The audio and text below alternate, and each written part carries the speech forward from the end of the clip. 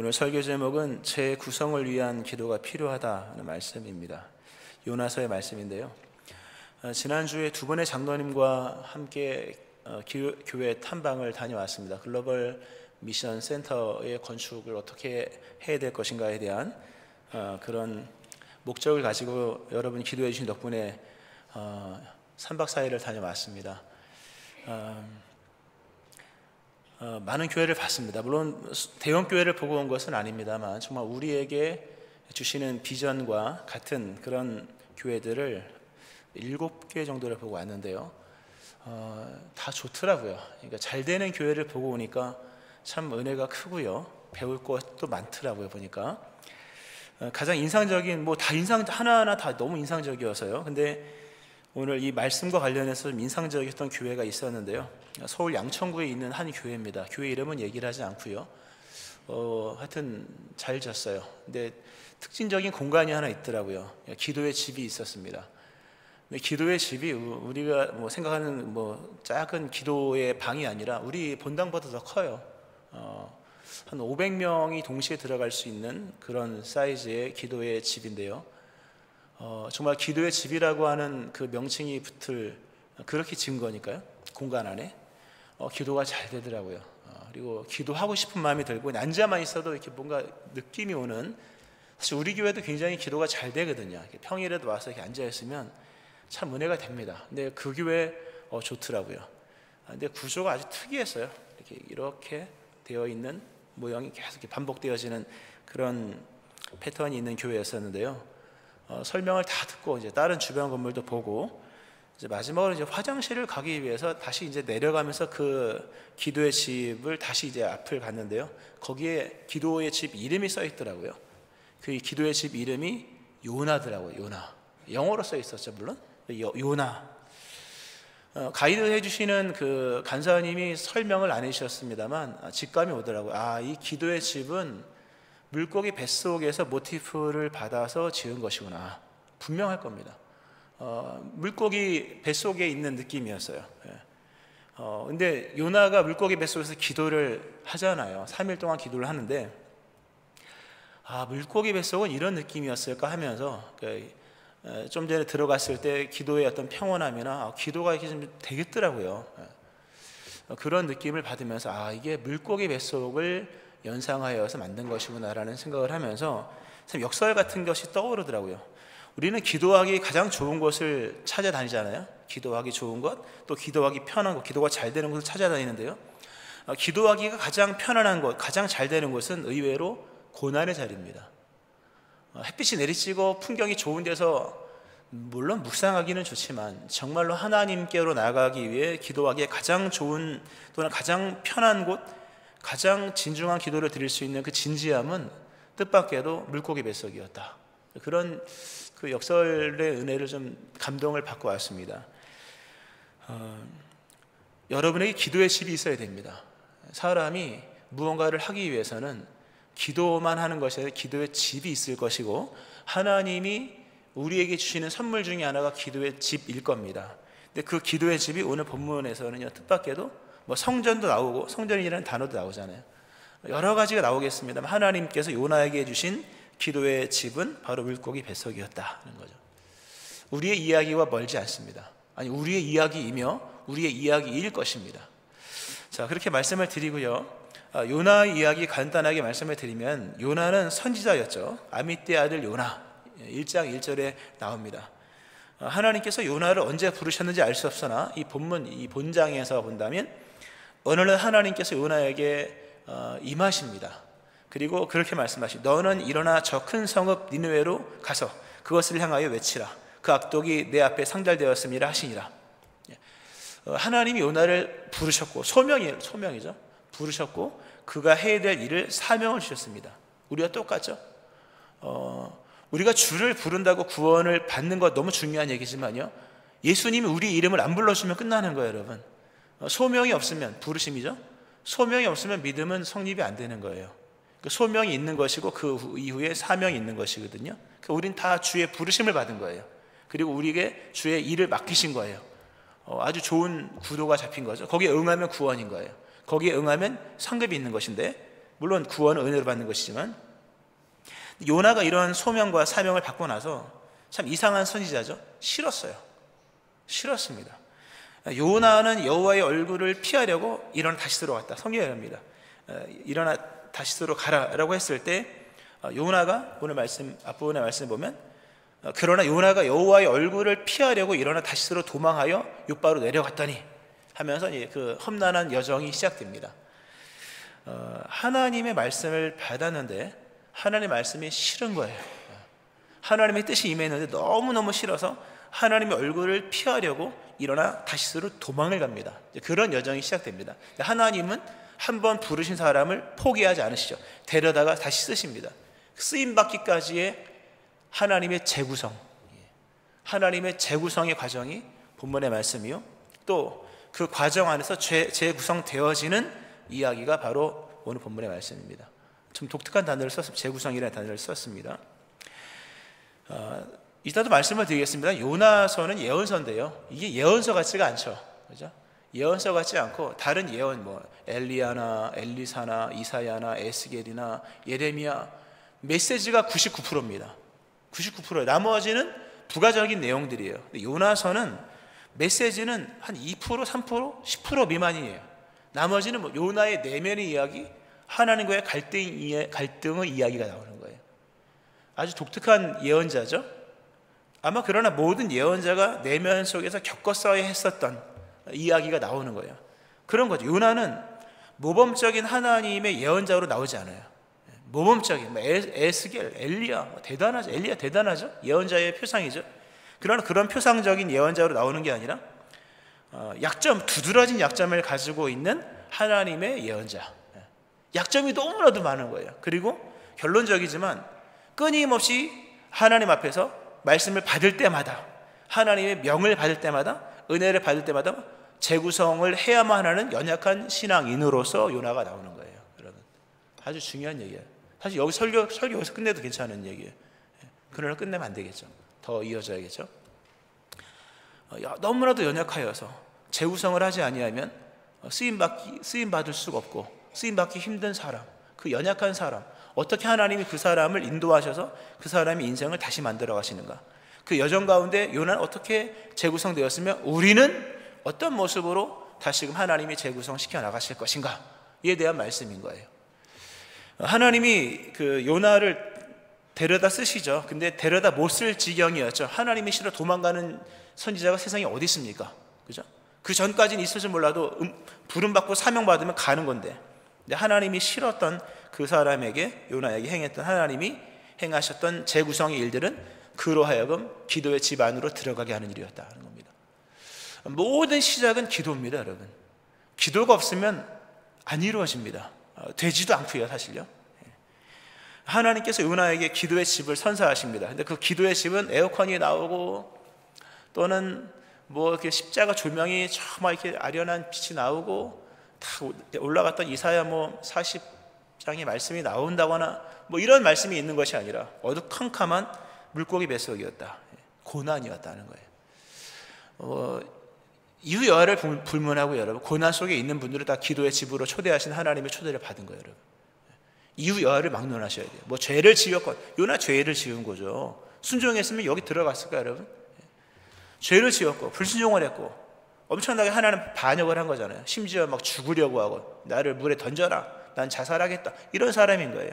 하나님이 그렇게 하시는 요나에게 하나님이 베푸신 재구성의 은총은 기도의 집이었고, 기도의 집은 고난이었다. 이 자리에 고난 중에 있는 사람이 있다면 그 의미를 빨리 깨달으셔야 됩니다.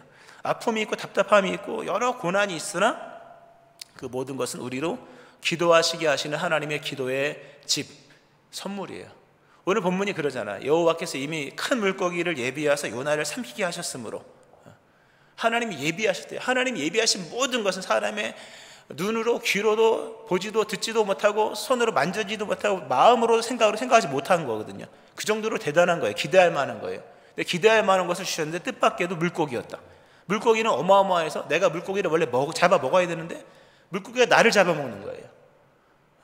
거꾸로 된 거죠. 내가 물고기의 양식이 돼서 물고기 뱃속에 들어가 있는 것인데, 그것이 하나님께서 주시는 기도의 집이었다. 즉 고난은 이유를 불문하고 모든 성도에게 주시는 하나님의 기도의 집이었다 하는 거예요. 이 자리에 고난 중에 있는 분이 있다면 그 의미를 깨달아, 이거 기도의 집이구나. 여기서 기도를 하며 나갈 때 나의 인생은 재구성된다. 나의 인생은 재구성된다는 메시지입니다. 요나 기도 안 했거든요. 물론 앞부분에 요나가 어떤 인물인지는 나오지 않아요. 대부분의 예언자들은요, 정말 호련이 나옵니다. 엘리야가 그러하듯이 앞부분의 신앙은 이야기하지 않아요. 그가 몇 살 때 뭐 이런 얘기 안 하고요. 그냥 말씀 임한 시점부터 이야기가 다시 재구성되는 것인데, 요나도 마찬가지입니다. 몇 살인지도 알 수 없고 앞부분에 뭐 신앙적 배경이 나오지 않아요. 아미떼 아들 요나 이 정도. 그가 어떤 기도를 했는지 모르지만 요나서의 1장부터 봤을 때 그는 기도하지 않는 사람이었습니다. 풍랑이 막 일어나서 선원들이 기도를 하려고 애를 쓸 때 그때도 요나는 기도하지 않았습니다. 요나는 그런 생각, 하나님을 피할 수 있는 분으로 생각했거든요.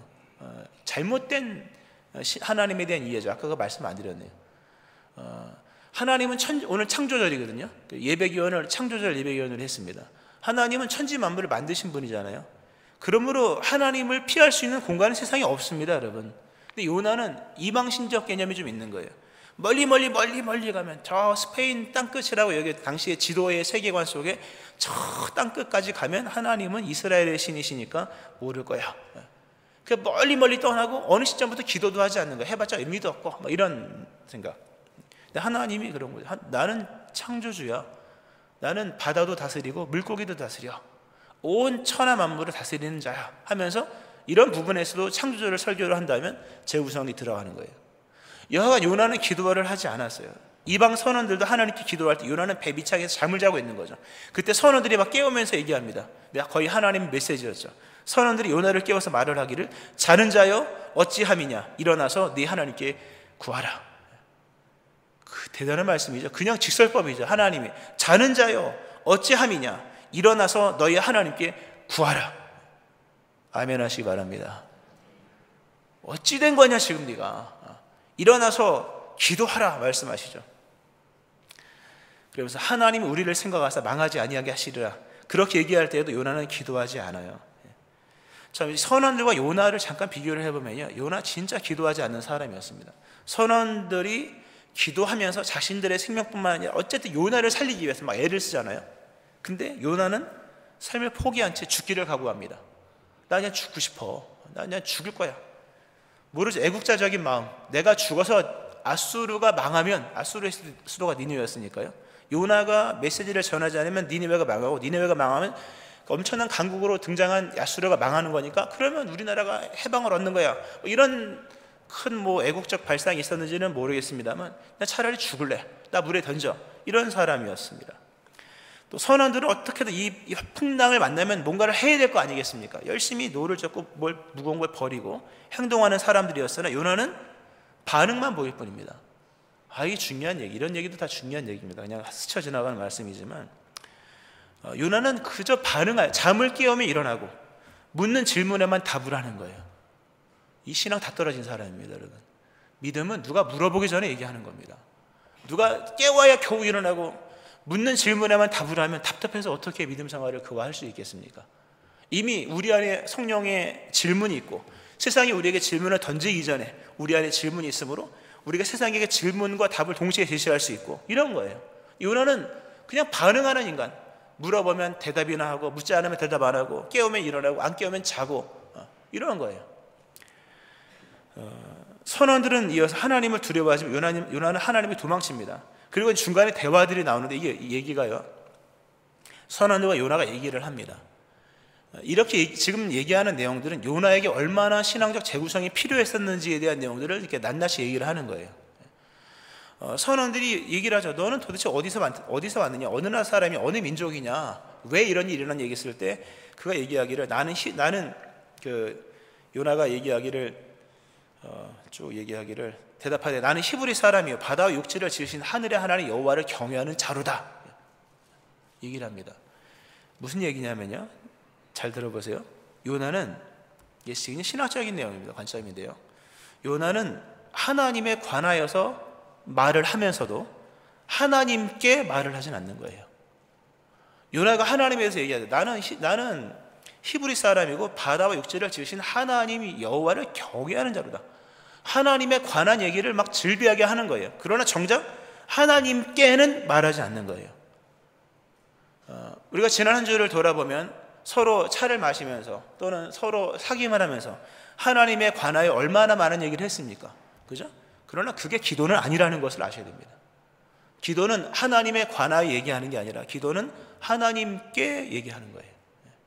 요나는 하나님에 관해서 엄청난 얘기를 했어요. 메시지도 담고 있어요. 나가서 혹시라도 뭐 전하면 전해야지. 그러나 메시지도 전했고 하나님에 관하여서 얘기를 했으나 정작 하나님께 본인이 얘기해야 될 부분은 하나도 하지 않는 거예요. 하나님은 여러분의 목소리를 직접 듣기를 원하십니다. 여러분의 이야기를 직접 듣기를 원하시는 거예요. 우리가 하나님에 관하여 얘기하는 것도 좋아하지만 우리가 하나님께로 향하여 나아가서 기도하기를 원하시는 거예요. 귀 있는 자는 깨닫기를 축원합니다. 깨달아야 되는 겁니다. 무수한 나눔이 얼마나 많습니까? 요즘에 기독교 안에. 근데 하나님께 기도하는 사람은 많지가 않는 거죠. 하나님에 관하여 얘기를 하고 있는 이 이상한 선지자 요나를 하나님께서 재구성하시는 거예요. 나에 관하여 얘기하는 것 됐고 나에게 기도해. 근데 기도 안 하거든요. 그러니까 결국 바닷속으로 던지죠. 던져진 존재가 되게 하시고 물고기 뱃속으로 들어가게 해서 거기에서 드디어 하나님께 기도를 하게 하죠. 요나도 원래는 기도의 사람이었으나 기도의 필요성을 절감을 못한 것 같아요. 그러나 수월의 뱃속, 죽음의 코앞의 상까지 갔을 때 정신을 차리게 되는 것이죠. 하나님에 관한 이야기를 하면서 하나님을 도망하고 있는 이 사람에게 하나님이 고난을 통하여 기도의 집을 제시하셨을 때 드디어 요나가 이제 고난의 집, 기도의 집에서 고난 속에 기도를 직접 합니다. 오늘 본문에 그러잖아요. 그래서 2장 1절에 보면 요나가 물고기 뱃속에서 그의 하나님 여호와께 기도하여 이르되, 드디어 하나님께 기도하기를 시작합니다. 여러분도 하나님께 기도하기를 주의 이름으로 축원합니다. 기도하셔야 돼요. 놀라웠죠? 근데 기도를 드렸는데요, 하나님이 응답을 하십니다. 대단한 거예요. 요나가 지금 기도를 드리는데요, 물고기 뱃속에서 기도를 드립니다. 근데 그 물고기 뱃속은 어떤 조형물이 아닌 거예요. 저 울산에 가면 무슨 물고기 조형물 같은 거 있잖아요. 뭐 그런 거 있는 것처럼 그 속에 들어가서 그게 아니라 움직이는 물고기, 어디로 얼마큼 갔는지 알 수 없는 그 시메를 다 돌아다니는 큰 물고기, 고래가 아닙니다. 거의 뭐 리워야단 같은 그런 격으로 해석을 할 수도 있어요. 그렇게 하는 경우도 있는데 어쨌든 무지막지한 큰 물고기 뱃속에 들어가서 그 시메를 막 돌아다니는 거예요. 오늘 막 이 요나가 얘기해 산의 뿌리까지 내려가고 바다의 그 풀들이 자기 머리 위에 있고 빛은 없고 그리고 끊임없는 움직임 속에서 자기가 어디 있는지 이게 주파수가 안 잡히는 거예요. 아무리 휴대폰이 뭐 삼성이든 아이폰이든 무슨 뭐 중국폰이든 간에 너무 깊이 들어가면 안 잡히잖아요. 그죠? 너무 깊이 막 땅 속으로 들어가면 잡히는 휴대폰이 없어요, 여러분. 요나가 그 깊은 심해 바닷속을 움직이는 물고기 속에서 기도를 드릴 때 과연 그 기도가 응답이 될까? 근데 놀랍게도 하나님이 그의 기도에 응답을 하십니다. 스올의 뱃속, 죽은 것과 다름없는 상태에서 기도를 드리는데요, 생의 마지막 지점이죠. 근데 기도가 응답이 되는 거예요.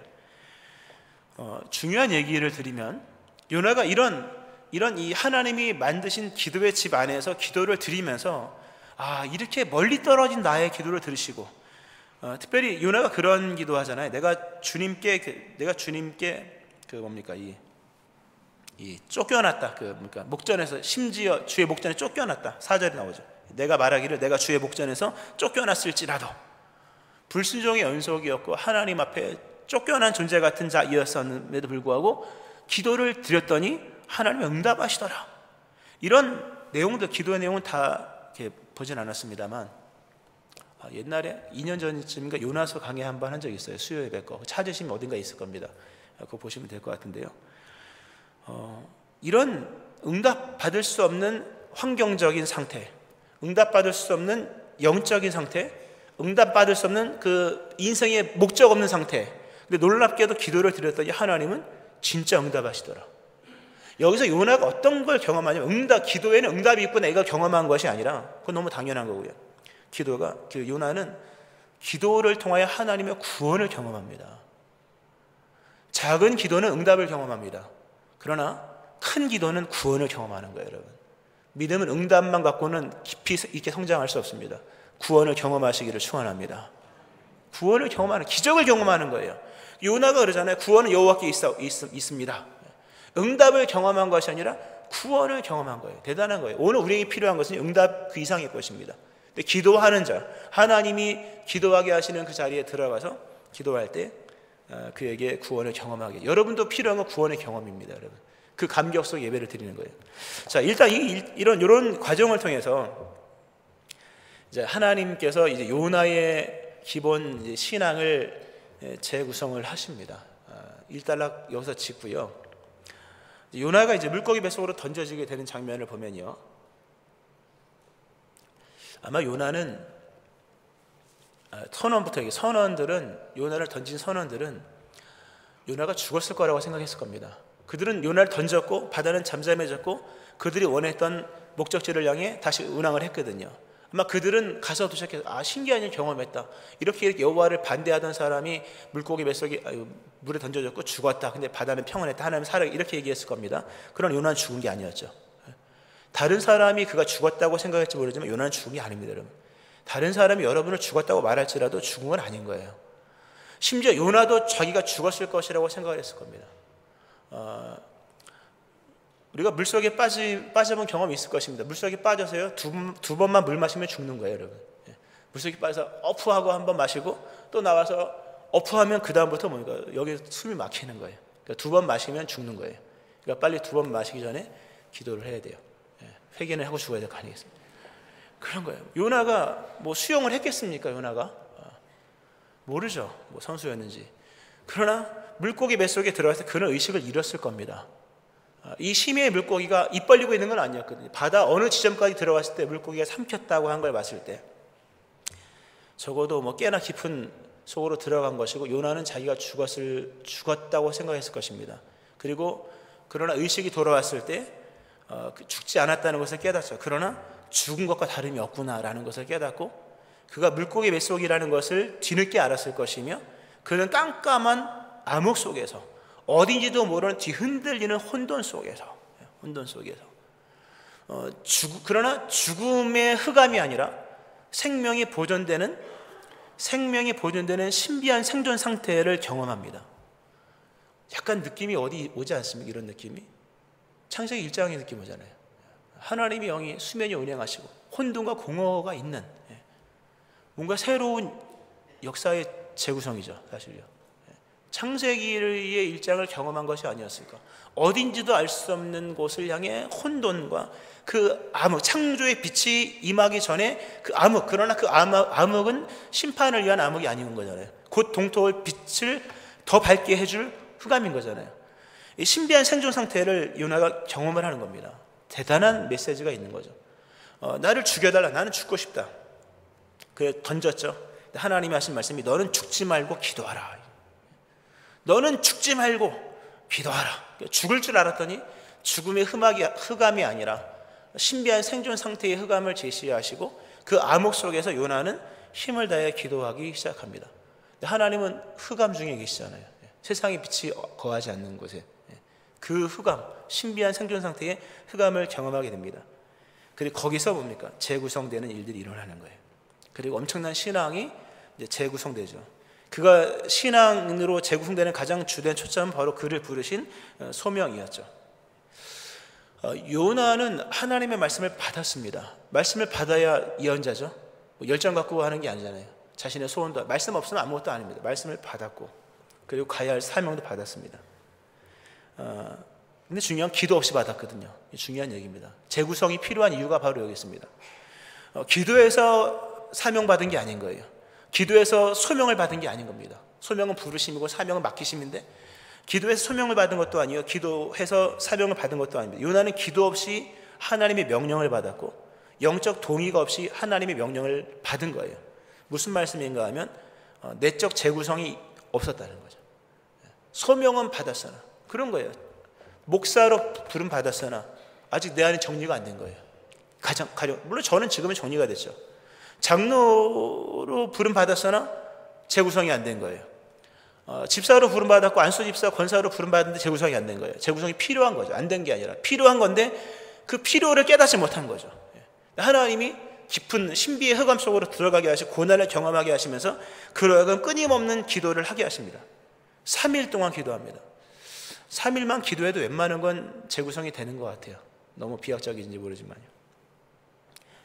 기도 없이 명령받았던 그가 기도하면서 다시금 재구성을 하고요. 비로소 모든 것이 재정립되었을 때 그의 입에서 서원이라는 단어가 나오죠.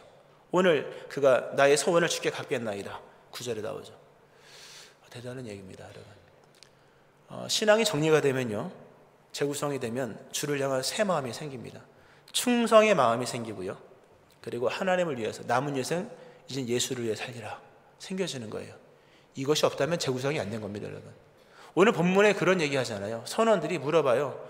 네 생업이 무엇이며 네가 어디서 왔으며 네 나라가 어디며 어느 민족에게 속하였느냐.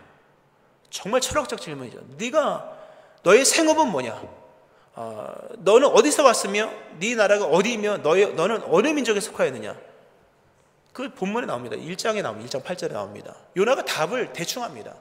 나중에 물고기 뱃속에 들어가서 자기가 예언자고 선지자이며 소원을 가진 자이며 하나님의 구원받은 자이며 그리고 내가 주를 위해 살아야겠다는 것을 깨닫죠. 물론 뒷부분에 물고기 뱃속에서 나와서 또 간사한 요나는 또다시 하나님과 막 이렇게 트러블이 있잖아요. 그것은 끊임없는 재구성이 필요한 신앙인이라는 것을 보여주는 내용인 거예요, 여러분. 기도가 필요 없다는 게 아니라 날마다 신앙은 재구성, 오늘 은혜 받고 내일 또 다시 재구성하는 일들이 필요한 거예요. 이 기도를 통하여 요나는 적어도 이 일을 감당할 수 있을 이 재구성이 생겨지게 된 겁니다. 말씀을 좀 맺으면서요, 여러분의 인생을 재구성해 본 적이 있습니까, 여러분? 그냥 살거든요, 사실요. 그냥 살면 안 됩니다. 나이가 들면요, 많은 의미가 바뀌어지잖아요, 여러분. 젊을 때는 아기를 낳아서 내 생육 자식을 키우는 거지만 나이가 어느 정도 지나면요, 시니어가 되면요, 사회적 후계자를 세우는 거잖아요. 사회적 후손을 만들어야 되는 거죠. 교회 안에서도 믿음만 고고 자기 믿음만 은혜 받으면 됩니까? 영적 자식을 낳아야 되는 거예요. 재구성의 의미는 굉장히 다릅니다, 여러분. 젊을 때는 나의 아이를 키워야 되지만 나이가 들면 사회적 후계자를 만들어야 됩니다. 좋은 일꾼 리더를 만들어야 되는 거예요. 우리의 나날들은요, 버려질 날들이 없는 겁니다. 다 재구성하여 다시 쓰임받아야 되는 거예요. 이런 부분들을 우리가 놓치고 있는 거죠. 기도의 집에 안 들어가기 때문이에요. 하나님의 고난을 통하여서 인생 제 의미를 알게 하시는 것입니다. 말씀 맺으면서요, 교회 탐방을 다녀온 걸로 하고 말씀 마치겠습니다. 글로벌 미션 센터입니다. 글로벌 비전 센터가 아니고 글로벌 미션, 선교. 어떤 미션 센터를 이제 건축하기 위하여서 두 분의 장로님과 함께 이제 지난 화요일부터 일정이 늦어서 금요일 점심때쯤에 도착을 했거든요. 근데 출발 전에 기도를 교회 마당에서 아침 8시에 출발했는데요.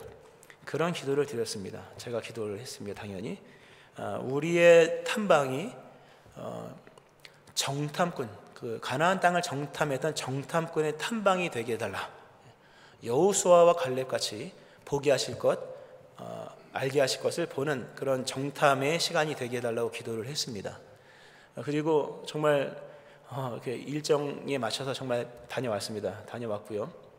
모두 함께 보고 싶었지만 뭐 다 그럴 수 없으니까 4일 동안 다녀온 거죠.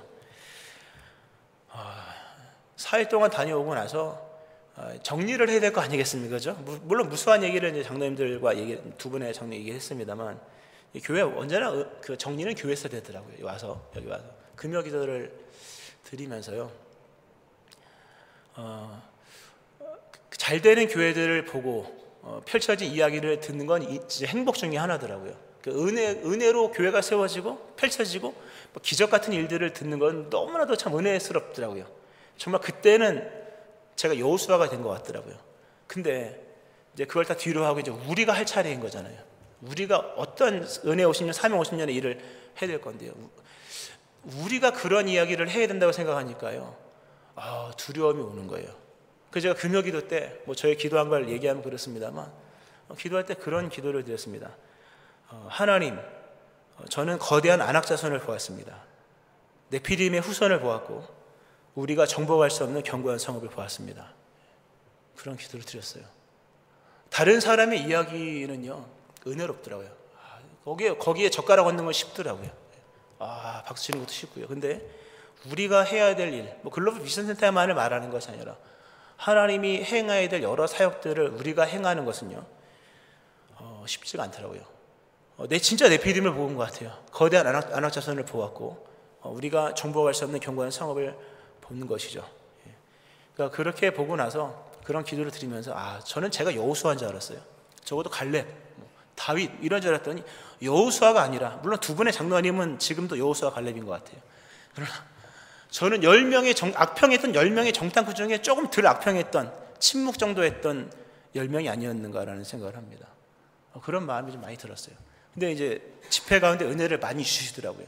주시면서 하나님이 하신 말씀이 능히 이기리라, 능히 이기리라, 재구성을 하시더라고요. 할렐루야. 재구성을 하시더라고요. 기도를 멈췄어요. 왜냐하면 이